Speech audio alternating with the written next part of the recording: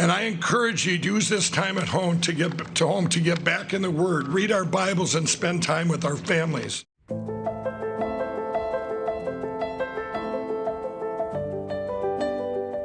With our great president, vice president, and this administration, and all the great people in this country praying daily, we will get through this and get back to a place that's stronger and safer than ever.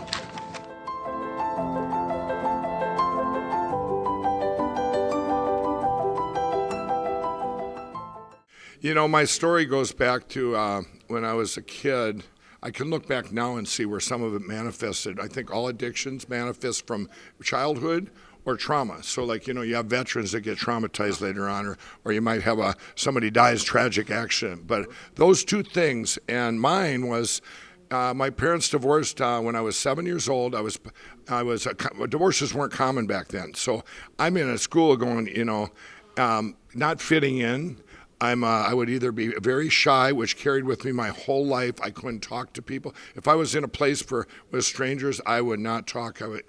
But in my school, I would go the other way where I would show off. They would say, you know, hey, watch this. I can jump out of a bus window, you know, and move me to fit in. And I think it's like acceptance on. Everybody, you know, in those years wants to be accepted, wants to be loved, but to be where you have something happen where now it's even you feel unworthy. And for me, the fear of rejection, I think, you know. So if you don't talk to people, you can't get rejected. It's a very simple process, you know. I just won't talk, you know. Well, that manifested into when I ended up my 5-year reunion. I'll never forget. I had dropped out of college first year, and first half of the year, I go, what am I doing here? I was working at a drive-in movie theater and a grocery store, and the stuff in college, it was like a repeat of high school, the same stuff. I'd just go take the test twice and go, what a waste of my time.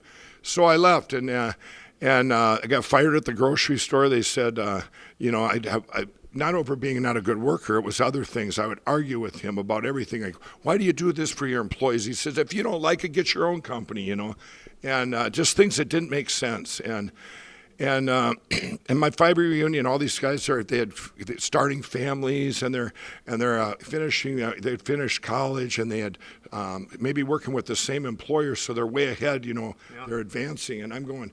And I'm sitting there, and I was the talk of the 5-year reunion because I'm going, you know what, I went skydiving, my parachute didn't open, I crashed my motorcycle, I got caught under the ice, all these things happened to me, but that was, you know, I was getting the attention. But inside I'm crying going, I want what they have.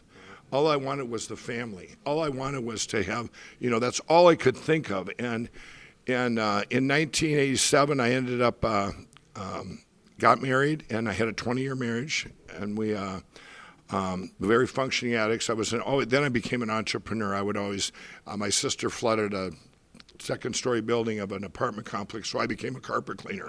You know, I was in treatment once, and the guy says, what did you do? He says, we used to have these lunch wagons. We'd open them up in California, and people would come out and buy food, and we did it for businesses, too. So that was new to Minnesota.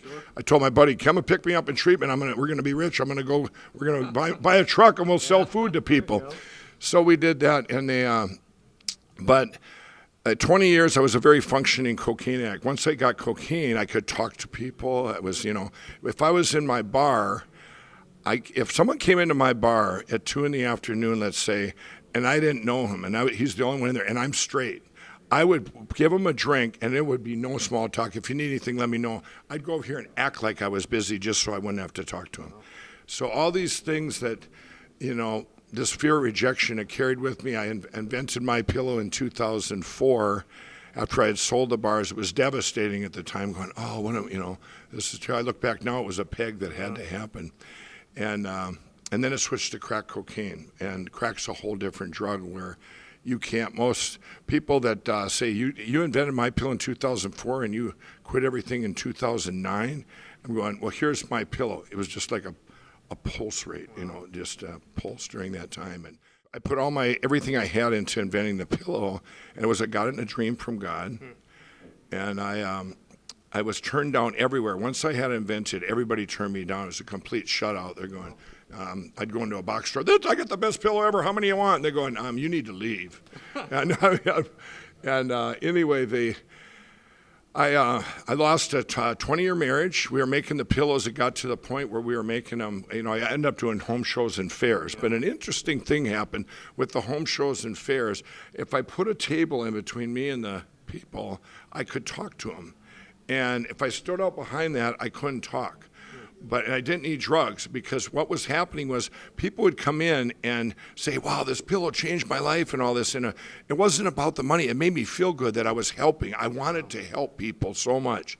And anyway, we ended up, people tried to take the company, what little bit we had. It was so much betrayal. And we were making them in our living room, labeling them. And my wife couldn't take anymore. She left. She just couldn't take any more things. They were taking our house. We lost everything. It was basically lights out. Yeah. And it got up to, so I'm all alone in 2008. And actually the drug dealers did an intervention. I don't know if you read about that. Yeah. They wouldn't sell them any cocaine. Yeah, they wouldn't sell me any crack. I'm downtown, all three dealers. And I kind of ran the whole area, and I came out, and I'd been up 14 days, and it was an intervention going. I go, what's going on here? They go, and I would always tell, like addicts, we'd be after the bar closed. I'd say, you guys, we got to quit this. And I said, I tell them about Revelation and end times I read about in jail, and so staying up 14 days straight, is that when you decided I need a really good pillow? At the end right. But I'm up the 14 days, and these dealers go.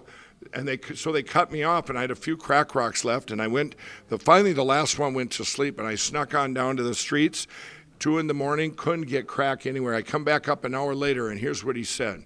He goes, man, he says, give me your phone, I'm going to take a picture. You've been telling us for years that this pillow is just a platform for God, and you're going to come back someday and help us all out of this addiction, and we're not going to let you die on us. And so that, I would always say, I was very prophetic that way, but I would get these things. So I knew my pillow was a much bigger thing for a platform for God.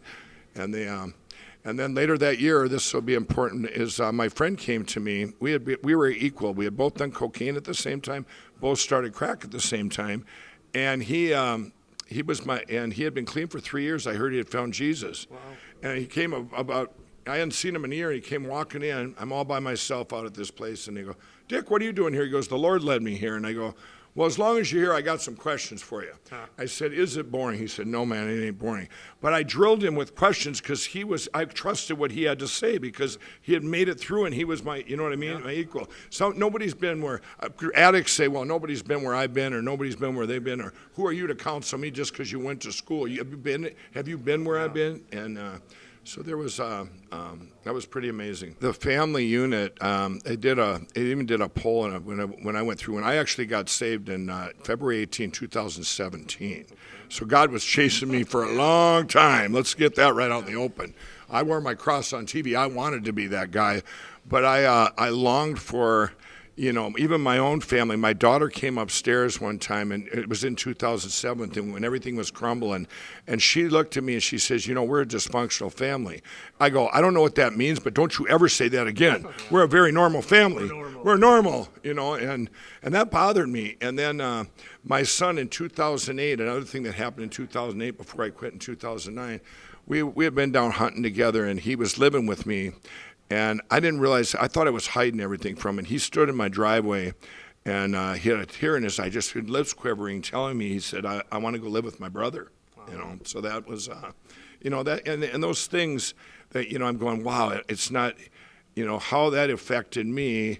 And I think back, they did a poll in a prison and said, out of all the inmates, these are felons, how many do you think were both the parents got married, traditionally, planned to have the kid, had the kid, and were still together to that day?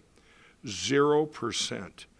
Now you've taken the family has crumbled, has divorced. I got my parents divorced when I was 7. They weren't common back then.